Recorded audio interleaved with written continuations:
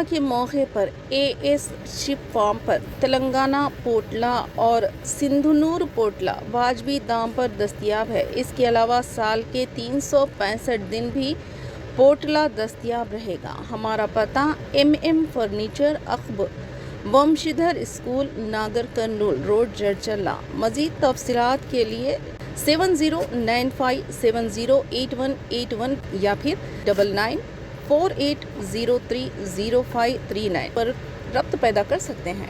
अस्सलामुअलैकुम नजरीन, आप देख रहे हैं जड़चला टाइम्स न्यूज। जड़चला असम्बली हल्के में तेलंगाना रक्षणा सेना TRS पार्टी के परचम कुशाई प्रोग्राम का एहतमाम किया गया। इस मौके पर जड़चला हल्के के इंचार्जेस बिल्ला इलैया यादव और शागंती मनोहर गौड़ की क़यादत में पार्टी परचम लहराया गया। तकरीब में महबूब नगर ज़िले के झंडा परब इंचार्ज मेट्टुगाड़ी प्रभाकर और जड़चला हल्के के पार्टी अफजर प्रवीण मुदिराज ने बतौर मेहमान खुसूसी शिरकत की। इस मौके पर मुखर्रिरीन ने खिताब करते हुए कहा कि TRS पार्टी का बुनियादी मकसद तेलंगाना खिते की हमा जहती तरक्की और तमाम तबक़ात को हुकूमत में मसावी नुमाइंदगी फराहम करना है। इन्होंने कहा कि पार्टी अवामी मसाइल के हल और रियासत की तरक्की के लिए सरगर्म अमल रहेगी। तकरीब से क़ब्ल गंगापुर गांव के अजीज़ अंजिनेलो कौर मियाँ जगत और दीगर अफराद ने पार्टी में शमूलियत इख्तियार की, जिन्हें पार्टी कायदीन ने पार्टी का खंडवा पहना कर खैर मकदम किया।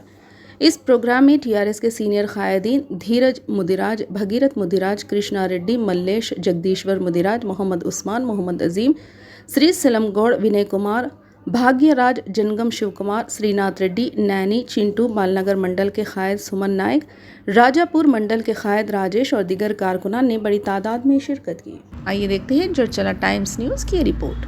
चैनल को लाइक करें, शेयर करें और सब्सक्राइब करना ना भूलें।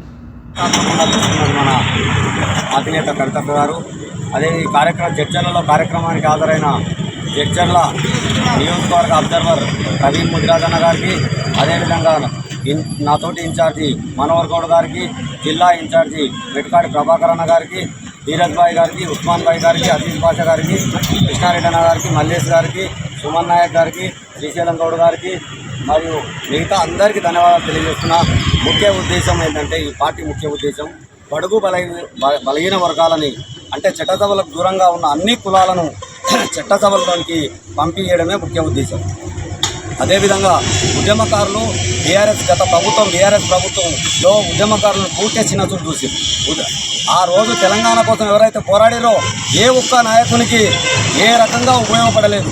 నిధులు, నియామకాలు మరియు నీళ్ల విషయంలో కూడా మనం ఆశించినంత అభివృద్ధి జరగలేదు. అదేవిధంగా అభివృద్ధి పేరుతోని ఎవరికి అందింది వాళ్ళు దోచుకున్నట్టు సమాచారం అన్ని రిపోర్ట్లనే ఉంది. కాబట్టి అందరినీ ముందుకు తీసుకుపోవాలనే ఉద్దేశంతో, అన్ని వర్గాలను, సంపన్న వర్గాలను ముందుకు తీసుకుపోవాలనే ఉద్దేశంతో కవితక్క గారు ఏర్పాటు చేశారు. ముఖ్యంగా కవితక్క ముఖ్య మేనిఫెస్టో ఏంటంటే పంచజన్యాలు, అంటే విద్యా వైద్యం ఫ్రీ. అంటే ఈరోజు సగటు మానవునికి రోగం, చదువు, అందులోనే 80% డబ్బు పూర్తిగా వెళ్ళిపోతుంది. వాళ్ళు ఇంకా జమ చేసేది అన్నాడు, పిల్లలకు ఏమైనా జమ చేసి ఇంట్లో లేకపోతే ఏదన్నా ఇచ్చేది.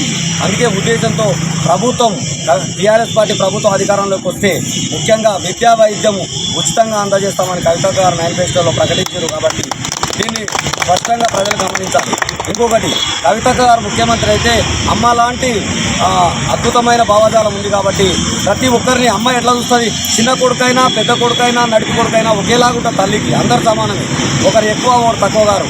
కాబట్టి కవితక్కని ముఖ్యమంత్రి చేసుకుంటే ప్రతి సబ్బండ వర్గాలకు మేలు జరుగుతుందని నేను భావిస్తూ ఈ సమావేశానికి స్వచ్ఛందంగా వచ్చినందుకు ప్రతి ఒక్కరికి మరొకసారి ధన్యవాదాలు తెలియజేస్తూ జై కవితక్క. For the latest news, please subscribe to our channel, like the video and don't forget to share.